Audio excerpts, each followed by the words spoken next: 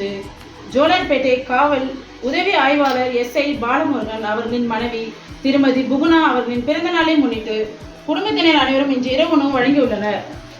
மேலும் அவர்கள் குடும்பத்தில் உள்ள அனைவரும் சீரும் சிறப்புடன் வாழ எல்லாம் வல்ல இறைவனிடம் பிரார்த்தனை செய்கிறோம்.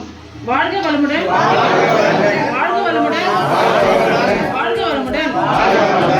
மேலும் அவர்கள் குடும்பத்தில் உள்ள அனைவரும் நீண்ட ஆயுளுடனும் நிறைவான செல்வத்துடனும் விஞ்ஞானமும் மெய்ஞானமும் பெற்று மென்மேலும் ஓங்கி வளர வாழ்க வளமுடன், வாழ்க வளமுடன்.